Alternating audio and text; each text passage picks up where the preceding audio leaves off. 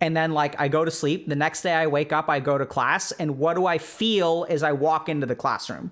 That shame arises again and says, hey, go sit at the back. And then suddenly that samskara is now controlling my behavior. Now I've made a shift in my personality and I go and sit at the back of the classroom. So today we're going to talk a little bit about personality. And the interesting thing about personality is that we tend to view personality as static, right? And so we say like, oh, I am this way or I am that way. But there's actually overwhelming evidence that personality changes over time. So for example, there are even things called personality disorders, which are when someone's personality is so extreme in a particular dimension that it interferes with their ability to like form relationships and be successful in life. And so we actually diagnose it as a pathological condition. The good news is that even if you have a personality disorder, it's treatable and changeable, right? So you can like, if you have a personality disorder, like if you're a narcissist, there are things that you can learn and change about your personality to shape it in the right direction. So today what I'm going to talk to you all about is how do we shape our personality? Now, this is something that we're going to lean heavily on sort of the Eastern perspective, and I'm going to start by explaining kind of why. So Western understanding of personality tends to be at a population level, right? So if we look at the best validated Western scientific construct of personality, it's the 5-factor model, which divides personality into 5 dimensions. And you can assess someone's like level on each of these dimensions. So how open are they? How agreeable are they? How extroverted are they? How conscientious are they? So how neurotic are they? So those are like the 5 dimensions. But the thing about Western personality analysis is it's not individual. So it's like population based. So what you could say is that you can, rank someone's neuroticism and you can say this person is highly neurotic, and you can give them an individual, you can give a scenario and you can say, okay, how is this person going to behave? How are they going to interact in this scenario? And you can't really make a concrete behavioral prediction, right? You can sort of say in general, highly neurotic people or highly agreeable people will behave this way versus low agreeable people are less likely to behave that way. So you're talking about populations, you're talking about probabilities, which is very good. It's like kind of how Western science works, but it's not individual, right? So if you have high neuroticism, how you specifically behave and how to shape your individual personality is not something that Western science is actually like an expert at, because Western science tends to look at the population level and averages, right? So even the model of the 5-factor model is to try to average out a bunch of individuals to figure out what are these 5 characteristics that are like, generally speaking, applicable to everyone. So it's a very population-based system. So this is not, and people may sort of assume for a moment that that's the only way you can do things, right? How can you measure things at an individual level? And like you absolutely can. That's literally what you do as a clinician, right? So as a clinician, I have all of this data about personality and depression and epidemiology, but at the end of the day, an individual comes into my office and I have to make individual decisions based on their individual personality and try to help them move forward, right? So you can have an evidence-based treatment that works for a personality disorder, but once you get in the room with an individual, you have to apply that treatment at a level that there's going to be no randomized controlled trial that is going to teach you what is going to work 100% for an individual patient in your office. The Eastern perspective on personality, though, I think is far more applicable to an individual level.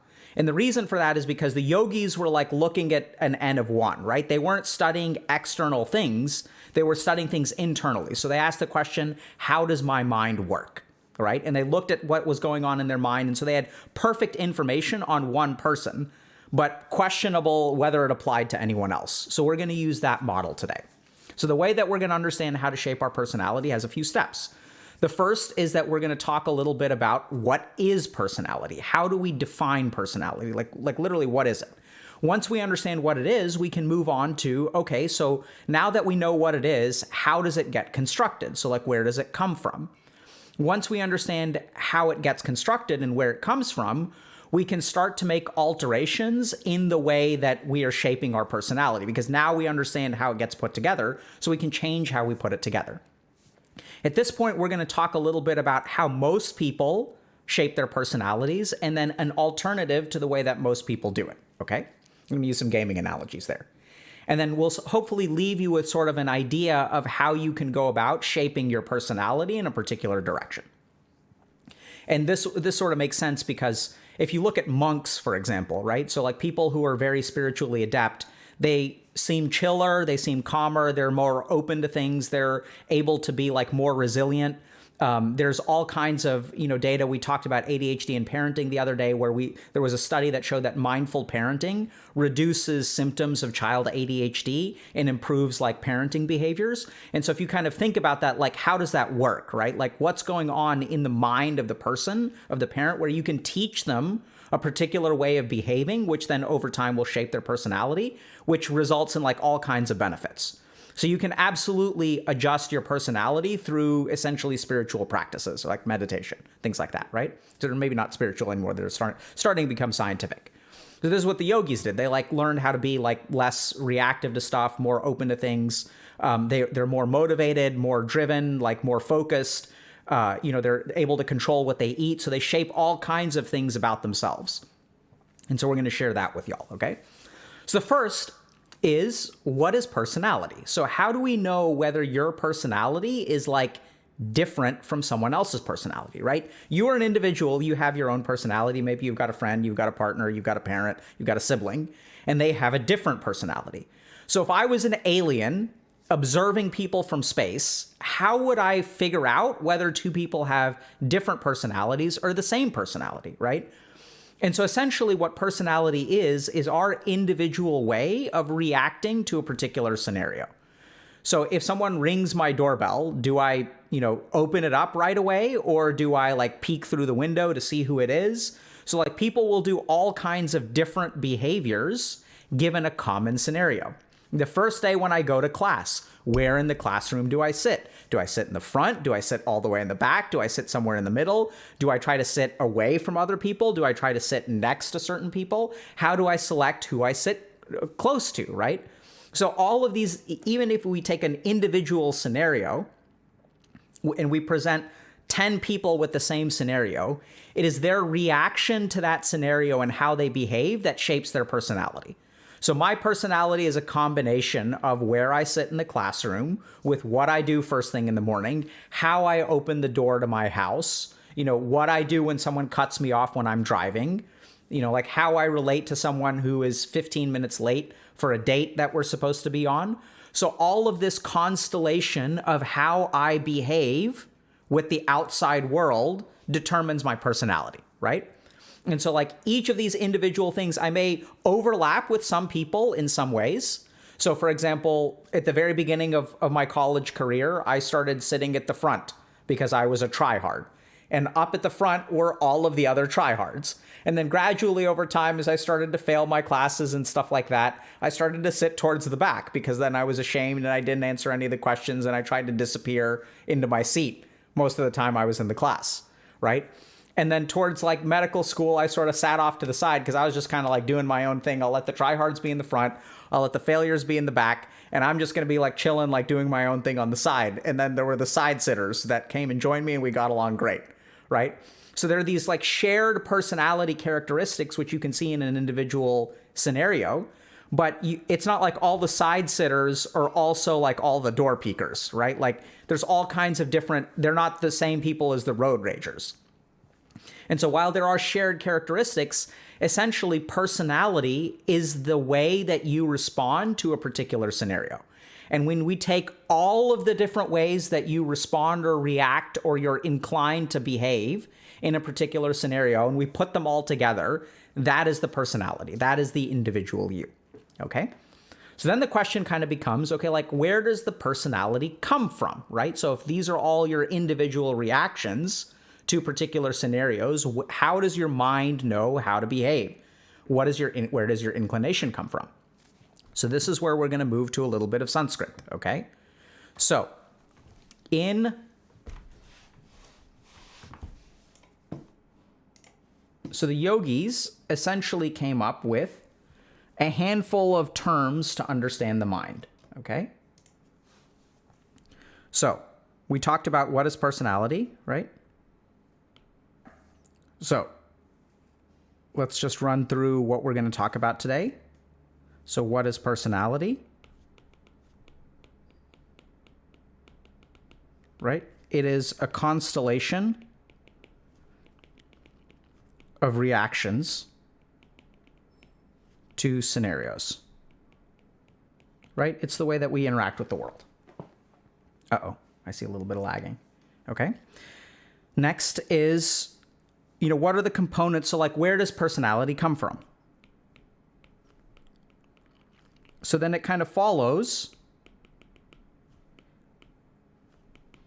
that, like, our reactions to scenarios are going to be based on our experiences, right? So for example, let's say I'm a front sitter. So I walk into the classroom and I sit at the front. And then I make an observation that if you're in the front, you get called on a lot more. As a result, I get called on. I don't know the answer to a question. I feel stupid. And then what's going to happen is I've been shaped a little bit, right? I've been altered. I've had an experience that then makes me now sit in the back, right? So suddenly, like in that moment, my personality has been shaped, okay? So let's try to understand a little bit about what are the components of the mind. So how did the yogis sort of figure this out? The first thing that they noticed is that there's a part of the mind called the manas. For those of you that have watched Dr. K's guide, you'll be very familiar with this, okay? So the manas is the emotional mind and is judgmental. So it's like reactive, okay? So for example, do you like pineapple on pizza? Some people will say, yes, it's delicious. Some people will say it is disgusting. And it is a sin of the greatest magnitude. But if you think a little bit about how you determine whether you like it or not is irrelevant. Let's think a little bit about how you decide which camp you're in.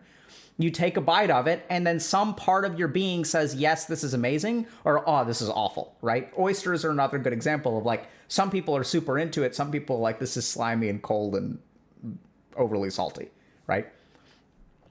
So the manas is essentially our reactive mind that also experiences emotions, because emotions are also reactive, right? So let's say that, I walk into class one day and then someone asks me a question. They're like, hey, how did you sleep last night? And then, like, I notice everyone is looking at me and they're like grinning a little bit. And it's like, what on earth is going on? Right? So I feel a little bit embarrassed. I don't understand what's happening logically, but my mind reacts to that scenario. I recognize that I'm the butt of the joke in some way. There's something weird going on, right? So I'm on my guard. I answer very carefully. So that sort of emotional response is like from the manas. So it's like reactive, it's sudden, it's quick. The next thing is our ahamkar, or our ego, or sense of self. Okay? So this is like our identity. This is not a reaction. It's not an emotion. It is a sense of self. It's also not logical or analytical. It's just, I believe I am this, right? So it's like an ego. Generally speaking, the ahamkar acts to protect you from things in the manas. So when I'm feeling ashamed of myself, my ego or sense of identity will do something to actually alleviate that shame. And sometimes it can be kind of paradoxical, right? So I'll give you guys just a simple example of this. If I'm feeling like I'm a bad person, I'm ashamed of myself, the ahamkar can actually tell me, yeah, you deserve that because you're nothing. You don't deserve any love. So if I like tell myself that I don't deserve love, then I can't feel rejected because I never should have gotten it in the first place. Even though paradoxically, it may seem like that is actually hurting you to determine your identity as someone who doesn't deserve love. If you really think about it, it's actually really good armor, right? So if it's a part of the natural order for you to not be loved by another human being, then like life is far less painful because everything sort of makes sense. There's like no hope. You're just like insulated from it, right? You start to become numb. So ego can be kind of bizarre. Next thing is a samskar. So in the East, a constellation of samskars is our personality. So a samskar is sort of an impression in the mind that is recalled in a particular scenario. So it's like activating programming, okay? In Western psychology, the closest thing is a schema from the cognitive behavioral realm. So like, for example, if I walk into the bathroom, like even if I've never been to that bathroom before, let's say I'm at a restaurant, my mind knows how to operate the toilet in the bathroom, right? And how does my mind know that? It's because when it sees the bathroom, it recalls particular programming. It says, oh, we need to access bathroom.exe. But some scars are not just that simple. So they also get to be quite complex. So let's say that I'm in a relationship where my partner has cheated on me. And as a result of like my partner cheating on me, I start to become distrustful. And then when I start to get into the next relationship and my partner is 15 minutes late for a date, like cheating.exe or cheatingparanoia.exe starts to activate. And so these like pent up emotions from my past relationship start to project and come out as malware in my current relationship. Okay.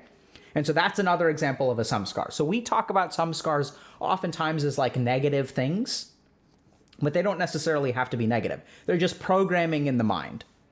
Okay. So then if we think a little bit about personality, personality is a GG. Okay. That's okay. We don't need it. So if we think about a little bit about programming in the mind, we got through the Sanskrit stuff, which is the important thing. Okay.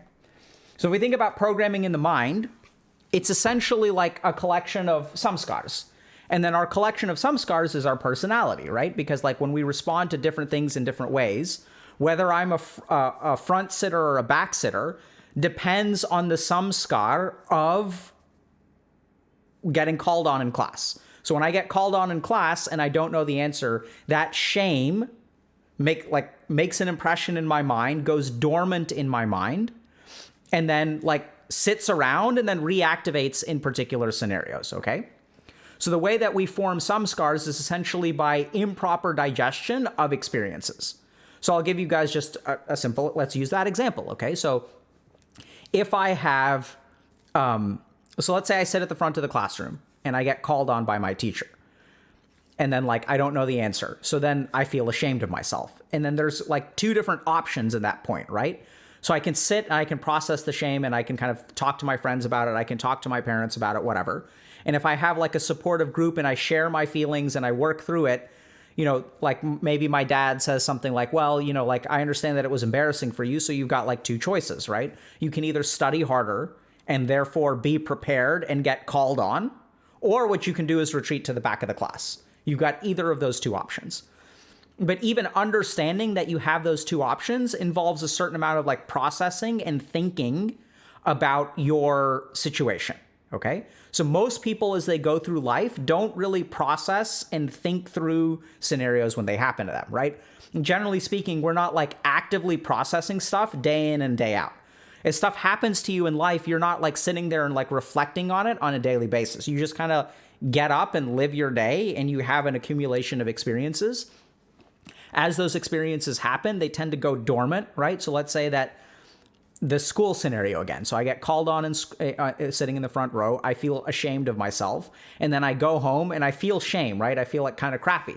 So what do? Do I sit there and think about it? Do I process it? No, I turn on a video game, log on to some kind of social media or content, consumption website, and my mind disappears into the void for like 4 hours.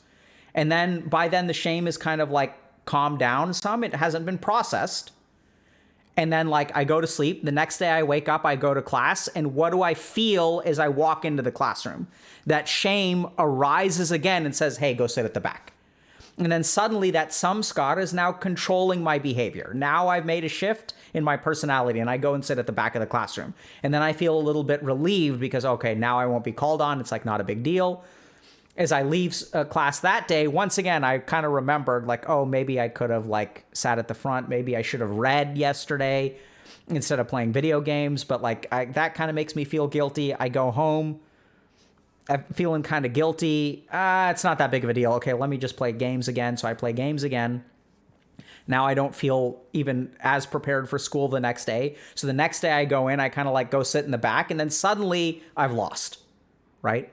It's like my personality has been altered. The way that I've reacted to situations has been altered.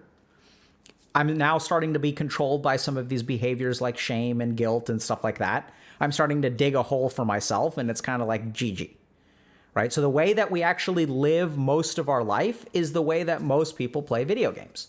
So I know this sounds kind of weird, but like if you think about a competitive game, so once you calibrate, for example, to a particular MMR in a competitive game, let's call it Overwatch or LoL or Dota or whatever, most people historically, if you look at most of the player base, they will stay at their particular skill for their entire lifespan, right? So like 1,500 MMR players will stay 1,500 MMRs. Like if you go to if you play a game of Dota, for example, I just play Dota, but this is true of LoL or Overwatch or Call of Duty or whatever. If you have a particular MMR, there are people who will have thousands of hours played and will still suck at the game, right? And if you kind of think about that, it's kind of surprising. Like how can you play for thousands and thousands and thousands of hours and still suck at the game and not get better? And this is the other interesting thing is if you look at people who are at the top of, let's say you look at the challenger level in LoL or immortal rank in Dota or whatever, right? Or diamond rank in StarCraft or masters in StarCraft or whatever game you want to. A lot of times they haven't played more than people who are 5,000 MMR below them, right? There does not appear to be, thank you, hon. There does not appear to be a correlation between how many hours you play and how good you are at the game. So you can be a professional player, right? So for example, Team Spirit won TI last year, and I don't know how many hours they've played Dota, but I can guarantee you that there are people who are 2,000 MMR who have played the same number of hours of Dota.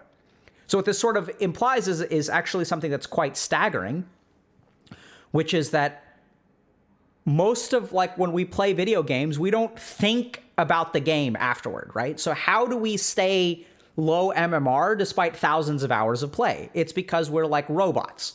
So I play a game, I pick a random hero, I don't really think about the game after, I don't watch my own replays, I don't process or think about what I'm doing critically, I just queue up for the next game, I'm just kind of on autopilot. And as a result, I don't actually get better, right? So I'm not going to improve my personality at Dota.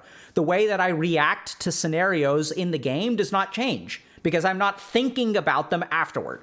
So if I lose my lane, I'm just going to go and TP there 3 times and just continue to feed. I'm not going to make any adjustments because I haven't been critical about the way that I played the game. And it actually happens to be exactly the same way in real life, right? So as I go through negative experiences, I don't actually process or think critically about how I'm what's going on here, right? I just sort of autopilot it. And so I stay the same damn MMR. We start to think about personality as static. And then we just live our lives with this personality, right? So then we assign labels to ourselves. We say, I'm lazy. I'm not a morning person, right? I just can't do that. I can't handle parties. I'm just not I am not like that.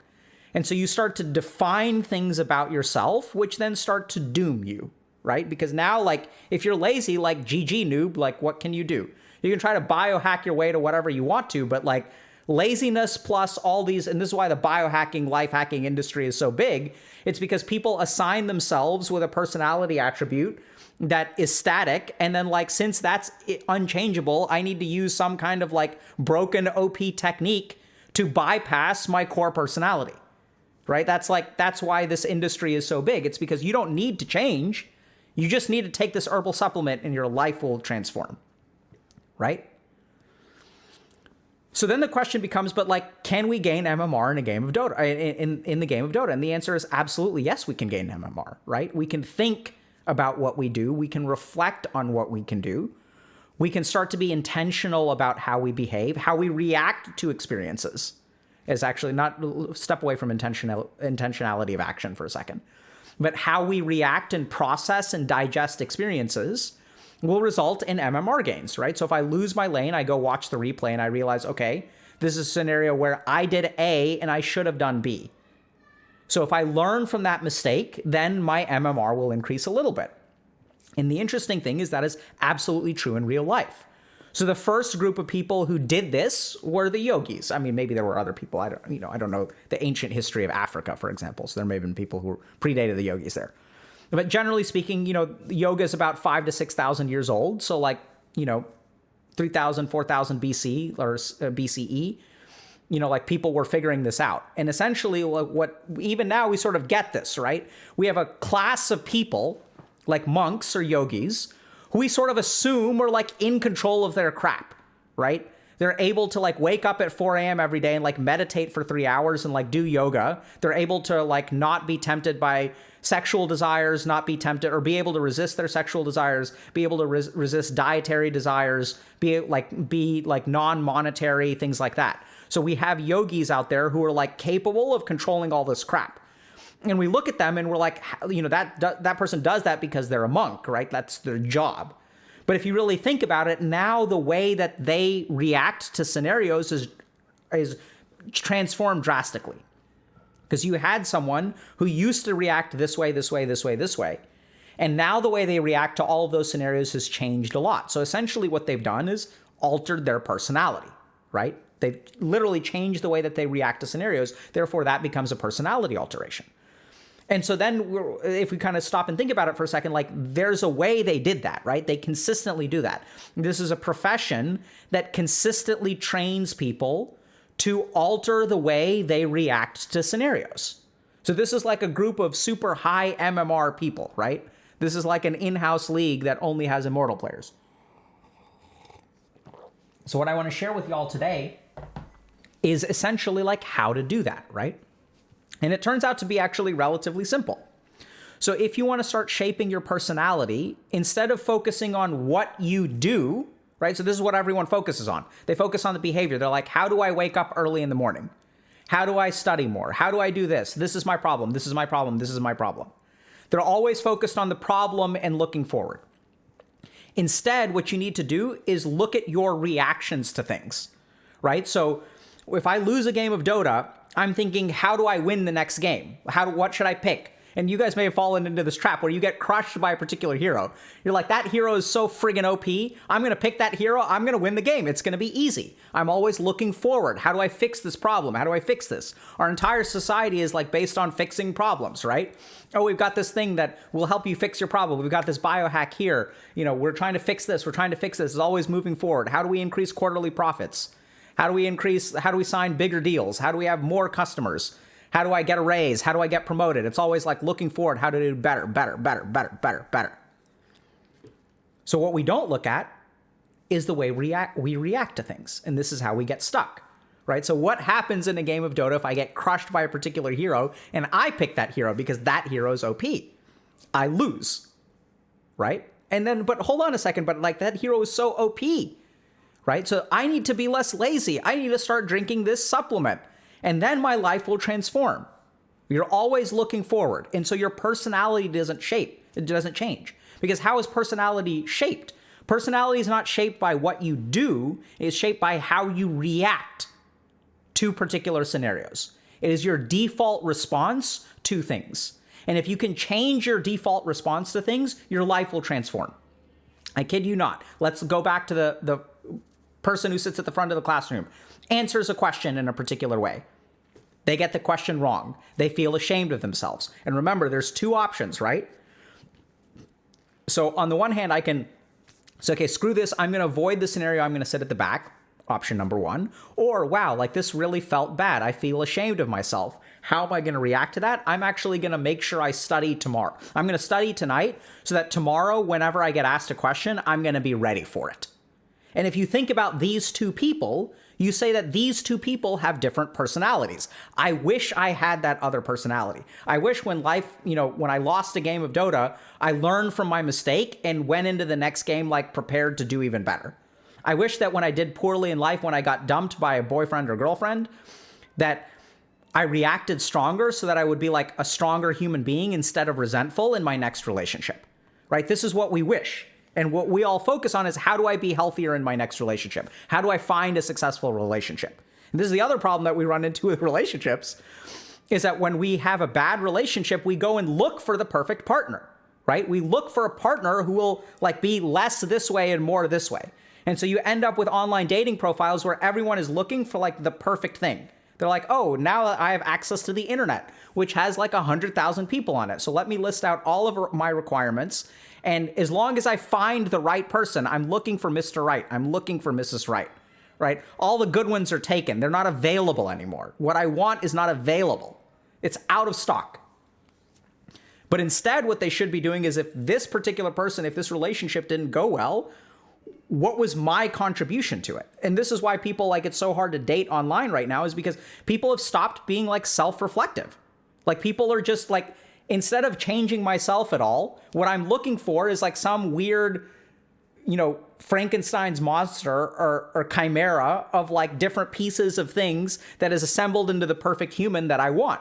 And I'm looking for that thing. And then like the problem is that you may have found that thing, but that thing may not want to date you, because have you done any kind of self-reflection? And so if we want to shape our personality, it's not about fixing the problem. It's about looking at how we react to particular scenarios, because that's the training of a monk. The core training of a monk is to look at their reactions to things, right? It's to eat something that they find tasty or not tasty and study your reaction to a particular thing. As you process that reaction, as you work through that reaction, you will be free of that personality change. Now, there is an overwhelming amount of evidence that this is successful. Forget about monks for a second. Let's go back to science. So the practice of clinical psychotherapy is essentially a formalized process of this, okay? So when someone comes into my office with a personality disorder, this is an aspect of their personality, which through helping them change the way that they react and study the way that they react, I can actually like help them over the course of a year or two no longer become narcissistic. And if you think about that, like how on earth does that work? And what literally happens is someone will come in and they'll say, Christmas was a mess. And I'll say, what happened? Well, like someone like didn't like, they invited me, but like they didn't even think to ask me about my dietary restrictions.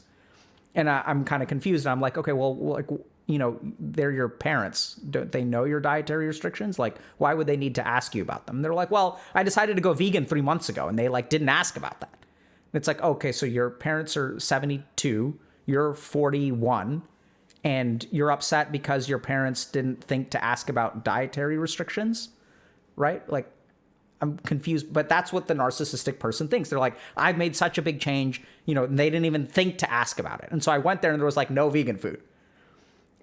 And so I'm kind of confused, but like this is the mind of a narcissistic person. So as we sit there and we sort of think a little bit about, okay, so like, what's your expectation, right? Like, what do you think they should do? Like, at what interval should they ask you if you've made dietary restrictions, right? And as you start to like ask these kinds of questions, it's quickly becomes absurd that, your parents are going to ask you like, what, once every 3 months, once a year? By the way, have you decided to go vegan? Like, people don't do that. But in the mind of a narcissistic person, they don't sort of realize that, right? So like their reaction to this scenario is to feel hurt. And this in turn has to do with their ahamkara and prior samskaras. Because remember, narcissism itself is a consequence of samskaras and ahamkara. So this person wasn't born narcissistic. They became narcissistic that way. So somewhere along the way, people either neglected their needs or they had a parent who was narcissistic. Right? So like the parent was like always blaming other people for like not asking them questions or whatever. So you can start to like look at how that reaction formed. So in clinical psychotherapy, what you essentially do is show people how they react to scenarios. And as you focus on how you react to a scenario, you start to alter your own perceptions. You start to alter your personality, literally. And you start to change the way that you behave. It becomes automatic. Right? So, and this is the kind of thing, if you guys have played video games, you understand this. Like, if I do replay analysis of my own thing and I make a conclusion, right? I realize, oh, I should have done this, I should have done this, I should have done this. The next time I go into a game, that learning is going to be like operating in the background and is going to automatically shape my behavior, right? It's like if I decide, oh, I didn't buy enough regen in lane. And it's like, oh, crap. So the next time, like, I just go into the game, I buy more regen. I walk into the lane, and then, like, the problem has solved itself. It's like, and this is the most shocking thing that I think people don't realize. Everyone thinks fixing problems is hard. And it's like, yes, fixing problems is hard. But what's way easier is actually fixing yourself. And then the problems downstream become like easy to solve because you yourself have changed. Your default mode of operation has changed. Your personality has changed. So how do you do that? It comes down to studying your reactions. This is the biggest issue, is we're so focused on fixing the problem that we're not looking at how we react to things. So now I know it sounds kind of like super simple, but focus on your reactions. So in a particular situation, this is like, we're going to teach all about meditation, right? So consider a scenario, and like when you go into the scenario, just notice yourself, okay? I want you to pay attention to your heartbeat, pay attention to your pulse, pay attention to your breathing rate, whether you're sweating, whether you're relaxed, whether you're like, whatever is going on. Just pay attention to yourself and notice what your mind or your body is telling you, right? So it's saying, don't sit at the front, don't sit at the front, don't sit at the front. So the first step is to notice something, okay? The next step is to play the tape through to the end. So as you sit down and you kind of think about it, I want you to this is tricky because fears don't live up under scrutiny, okay? So the way that you kind of overcome this is if your mind is telling you okay, if we sit at the front, don't sit at the front. Front is bad. That's going to be an instinctive reaction. It comes from the manas, okay? You're going to say, don't sit at the front. And so instead your mind is okay, let's go sit at the back. And so play the tape through to the end. So ask yourself, what will happen if I sit in the front? And then your mind will be like, we don't want to get called on. And then, you'll think, okay, so what will happen if we get called on? Well, we're not going to know the answer. Well, hold on a second. We may know the answer, right? We may know the answer. We may not know the answer. But in our mind, that fear assumes that we don't know the answer. So it's kind of bizarre, right? So now we're being shaped by a possibility. It's not even a probability. There's 8 people in the front row. The teacher asked us yesterday. There's actually a decent chance we won't get asked at all. So play the tape through the end. Okay, if we get asked the question, maybe we know the answer, maybe we don't know the answer. Okay, what's the consequence of not knowing the answer? Well, I'm going to feel stupid. Are you going to get a bad grade? No. Well, I'm going to feel dumb. Okay. So what? Well, I don't like to feel dumb. Okay. So are you willing to give it a shot? Let's just see what happens. Let's see, just pay attention. And so when you combat that fear, at the end of the day, you're going to kind of hit up that fear of I don't want to feel dumb. And now you've got 2 options. So I know it sounds kind of bizarre, but even doing this amount of study may be enough for you to sit at the front of the classroom. And if you do get called on and you don't know the answer, notice your reaction to that. And just tell yourself, okay, this is an experiment that we're going to sit at the front. We're going to see what happens. This is not a game that I'm trying to win. This is a game that I'm trying to learn, right? Which is, how do you climb MMR? You play games not to win necessarily. You play games sometimes to learn. I'm going to try this thing with intentionality. I'm going to try to buy more regen and lane, and I'm going to see what happens, right? So whether you win the game or you lose the game, suddenly you've created some degree of detachment from the outcome of the game because going in that this could be rough. But you're going to learn a lot more, and you'll actually shape a samskar, and you'll alter your personality as a result. You'll learn, right? And so even if that happens, I would say that 85% chance in this scenario that your worst fears are not realized. I know it's kind of a completely arbitrary percentage, but generally speaking, the fears that we have in our mind are not realized if we behave with intention. What we realize is that our fears are way worse in our mind than usually what reality is.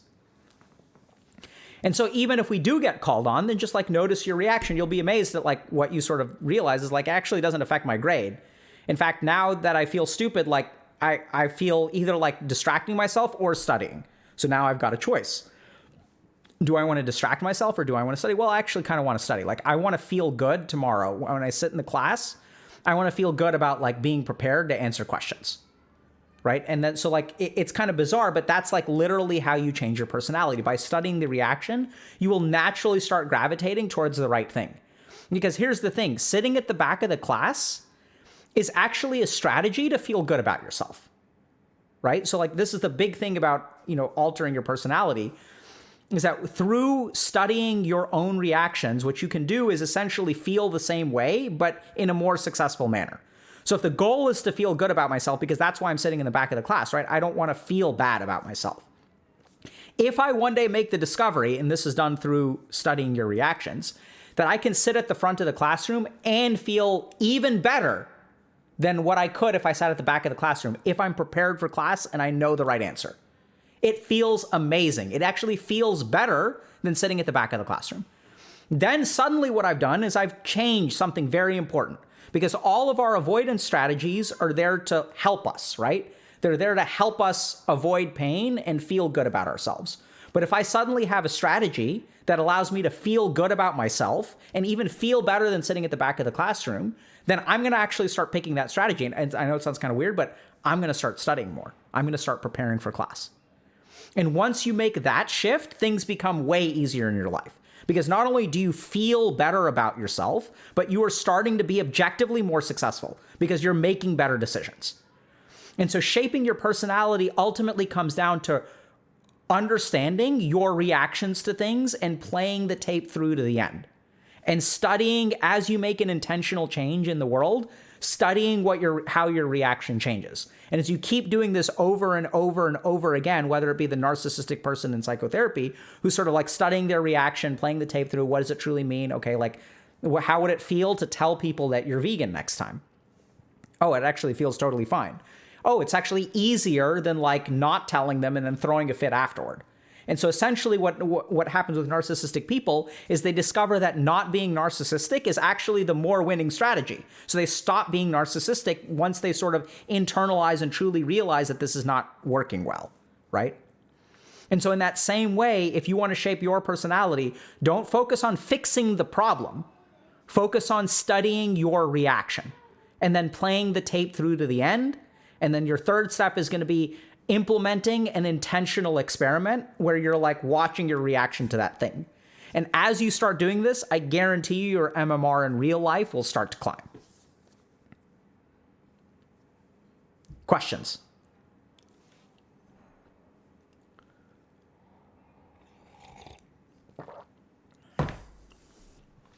Someone's asking, does DBT work for narcissism? I'm going to go ahead and say sure. So I think that DBT involves a component of mindfulness, right? Which is rooted in meditation and the yogic tradition. And the yogic tradition was like a cure for narcissism. So you're going to get some diluting effects because DBT is specifically focused on BPD. So the mindfulness practices are geared towards BPD as opposed to narcissism, but there are some good effects.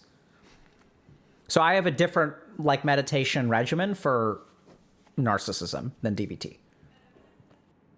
Okay, so there's good questions here. The first is, how do I change things I can't control, like impulsive emotions? So nowhere have I said that you should change your behavior, right? So you don't need to control impulsive emotions. What you need to do is pay attention to your reactions. So once I have an impulsive emotion, there's going to be a reaction that results in a behavior. Like, you can't control the emotion. That's the whole point of understanding the manas, is that you can't control the manas. Like, you can't control whether you like pineapple on pizza or you don't like pineapple on pizza. So your initial response to things is not something that you can control. What you can adjust is your reactivity to that initial thing. So when I walk into the room, if I have a samskar that makes me feel like an idiot every time I walk into a classroom, I cannot control that samskar. The samskar, the programming will activate, right? I'll walk into the classroom, I'll feel like an idiot. What I can control, though, is the way that I react to that stimulus. So I can pay attention, I can take a deep breath, I can engage in physiology, right? So check out Breath and Mind in Dr. K's guide if you guys haven't. So you can take a deep breath and you can say, okay, we're going to sit at the front. It's going to be terrifying, so be it. Let me go and sit at the front. Terror, here we come. And then you can't control the terror. You're going to feel terror as you sit down in the front seat. You're going to be sweating. Okay, we're going to breathe. And then you're going to realize, oh my God, I've survived. I did it. Success. Good job. So you can control the way that you react to things, but not your initial thing, not your initial response to something. Okay? Can you back up your claims with science? Yeah, so this is kind of interesting, right? So these things are so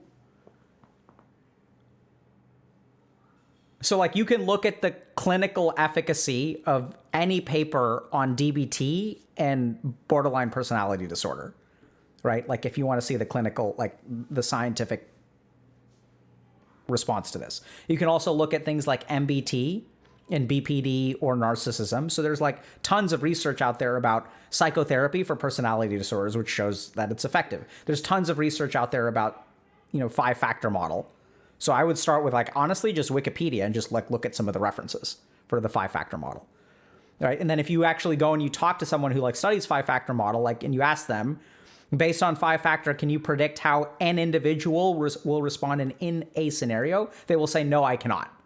They can give you a general idea that these kinds of people are more likely to respond this way. So this is like super fundamental stuff. Yeah. Where's my phone? I think it's in the where my wallet is. Okay, sorry. Okay. How much does this help getting past mental disabilities? I'm not quite sure. So generally speaking, I think this is independent of mental disabilities. So like, I don't think it's mental disabilities apply at all, unless your disability has something to do with your ability to observe yourself. So the key thing here is that you need to be able to observe your reaction to things. And if you have difficulty doing that, like that may be a slow road to climb, right? So a good example of this is if you have very, very high emotional reactivity, you may not be able to do this studying your reaction to things like very easily. So you may just have to start with like smaller things, right? So you need to grind on weak mobs before you start to tackle the bigger stuff.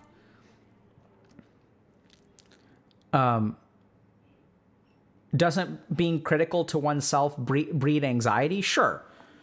So there's a key thing. I'm not saying be critical, right? So critical is a judgment. We're not talking about being critical. We're talking about observation.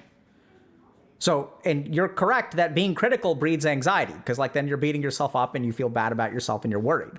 But observation actually breeds the opposite, right? So being critical is to make a judgment, is to like conclude something. But an observation is not making a conclusion. It's just making an observation. We're actually super hands off. We're just going to see what happens. And so by adopting that non-judgmental error, we actually reduce anxiety. So you are correct that being critical can breed anxiety, but we're not being critical. We're being observational. We're studying our reaction, right? So it's actually very different. And it's a really good question, because oftentimes when we are self-reflective, we default to a critical mode, right? When I study myself, all I can see is criticisms. I'm not truly observational. I'm very harshly self-judgmental. That too is part of a hamkar and a samskar. Because I've decided somewhere along the way that like I'm someone who like isn't perfect and I can always be better. I can always be better. I can always be better. And if that is your identity of never being satisfied, never being perfect, and never being enough, then any kind of reaction that you have to yourself, which you're not even aware of, it becomes so automatic, right? Because then you're beating yourself up. It's like simple. So like it happens like that. Oh, I could have done this better. I could have done this better. I'm so stupid. This person is better than I am. That person is better. That's not studying yourself. It's being self-critical. That's the activation of the samskar. It's not actually like observing the samskar. It's within the samskar, if that makes sense. So like the right thing to do if you're hypercritical is to observe yourself and just ask yourself, why am I being so critical of myself here? Where do I get the idea that like everyone is better than me? Like, where does that come from? So like play the tape through to the end. Like ask yourself why, until you'll get to something at the bottom. And this is the kind of thing that, if you work with a therapist or coach or something like that, like they will help you get there faster. Therapists aren't really trained in this model, but they do the same work. Okay?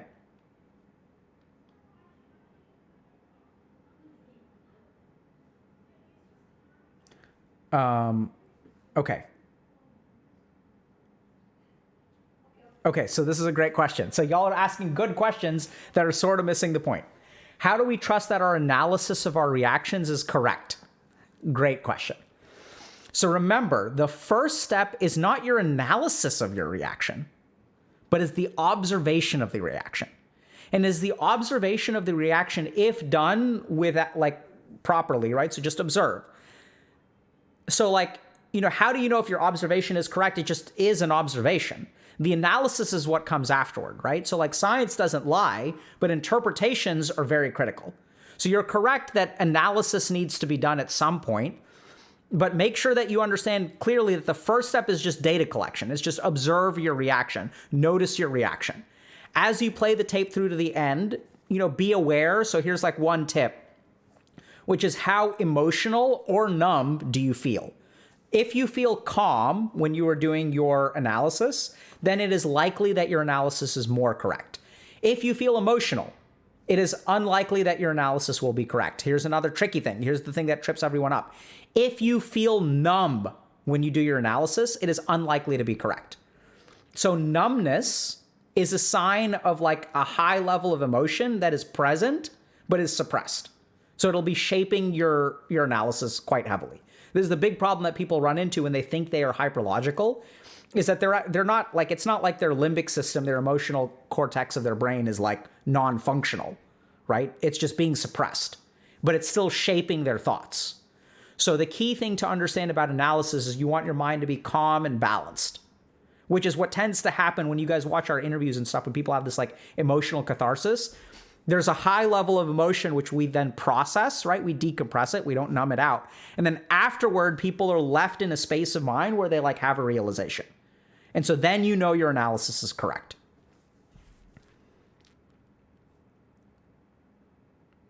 Can you lose some scars, the schemas due to a stressful event? Have in mind PTSD? Absolutely, right? So PTSD is actually the one diagnosis in the West that perfectly overlaps with the Eastern concept of the mind. So this is true, right? Like, so the mind works in one way. And so I think good evidence that this is correct is that the Western path of exploration discovered PTSD. The Eastern path of exploration essentially discovered the same thing. So you have two independent investigators that are arriving at the same conclusion. So what is PTSD? I have a particular event that happens, which has a powerful impact on me, which does not get processed or digested, and then sits in my mind and then arises in particular scenarios, right? This is why people have flashbacks. They have nightmares. They have hypervigilance when they have PTSD. Their mind is constantly on the lookout for like the source of danger. So now our personality has almost altered, right? The way that we react to scenarios has changed. And so that's what PTSD is. And the good news is that there are treatments for PTSD, right? You can do psychotherapy, which is literally the process of like bringing up some of these things and emotionally digesting them. And then you can no longer have PTSD. You can be cured of it. So PTSD is actually a really, really good example of the fact that some scars can be cleansed. And if you look at that in the yogic process, right? So like that's a big part of it. So as people, go and do spiritual study and stuff, like all this kind of stuff comes up. So for me, for example, like I originally went to, India to become a monk out of ego because I sucked at real life. I was super low MMR. And I was like, oh, cool. Like instead of sucking at this game, I'm going to go play this game. And then like, I'm going to tell everyone that my game is better than their game. So the way that I'm going to feel better about myself is to become a monk. And then all these materialistic noobs that get better grades than I do, I'm going to be better than them because my game is more important than their game. LOL is for noobs and Dota is for experts. So I'm going to get good at Dota because I suck at LOL. And then I'm going to lord it over all the LOL noobs for playing LOL, right? So that's what happened in my mind. And as I went through this process, I uncovered that. I was like, holy crap, this is all ego. Like the reason I'm becoming a monk is out of ego. It's like the fundamentally like wrong decision. So you can sort of discover that your some scars are like there through spiritual practice, and then you can go through the process of digesting them. So as I realized this, I was like, oh crap, like I suck at life. So that's when I decided like, okay, so using a calm and collected mind, I was like, if I become a monk to run away from my problems, that will be running away. So instead, what I need to do to really become a monk is I need to stop pretending to be a monk, go and succeed in the real world. So I have to go back and like, I need to be the best damn student that ever could be because that's where I suck. So I have to like focus on the things that I'm bad at. So I ended up going back and like still lazy, right? So, but the way that I reacted to things changed. The way that I like approached school changed. My personality changed. Whereas I used to run away from things and I started like embracing them, right? I understood it was going to be hard. I didn't get a 4.0. I didn't like come back transformed. That's the other thing is people like assume you come back and you're like transformed and then suddenly you're getting 4.0s. No, like my first semester back, I got like a 3.0. 3.2, 3.4. Every semester got a little bit better, a little bit better, a little bit better. Graduated with a 2.5. So be it, right? I'm not going to let, like, I noticed, oh, well, like, this sucks. Okay, so, like, I'm going to acknowledge that it sucks. I'm going to notice my reaction, and I'm going to take the right steps forward, irrespective of how I feel. And that's when your personality changes, right? So then I got into medical school at Tufts, did that for a while, noticed some ego at the beginning of that. And I was like, okay, I need to step aside from that. Just going to focus on doing what I need to do. Notice my reactions to things. Decide how much I'm going to study. Ironically, I didn't try to be the best in my class because I was like, that's ego. I'm here to learn medicine, so I'm going to study what I'm capable of. Okay, I can't study for 8 hours a day. So I can study for 2-3 hours a day. That's the most I'm capable of. And instead of sort of assuming that means, oh God, I'm going to fail, it's like, okay, let's see what happens. Let's observe what happens. If I can study for 2 hours a day, can I optimize that studying for 2 hours, and can it be enough? Can I pass? Turns out I can do way better than pass, right? So then it's bizarre, using that kind of strategy, ending up with an award of academic achievement at the end of medical school. And so first academic achievement award I've gotten after a string of C's and D's and F's and crap like that, right? So just focus on your reactions, understand yourself, and then you will naturally start to move in the right direction. And you can absolutely alter PTSD, and you can absolutely alter, you can alter it, right? That's the whole point of this lecture, is that which you assume you are can be changed. And the way to change it is to understand your reactions. Because your reactions and how you process that individual moment is going to form how you behave tomorrow. So pay attention to your reactions. I'm going to give you all one last story about this, okay? So I had a patient whose mom was in an abusive relationship. So mom and dad was abusive. Mom and dad divorce.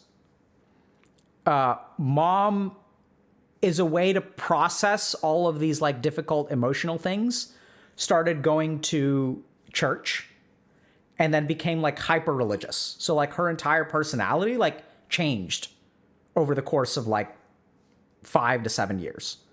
And then my patient had all kinds of problems because mom would pressure them to go to church all the time. Because for mom, church was there for her and was her source of comfort and safety and salvation when she was going through a really, really hard time.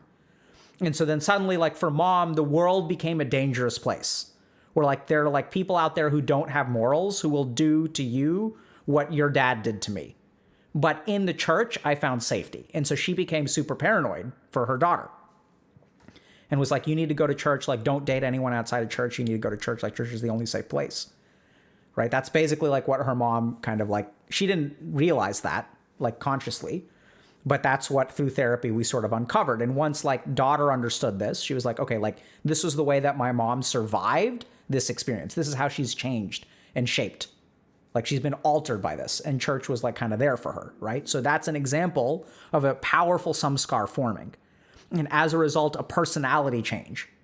And then that personality views the rest of the world as dangerous, except there's one safe space.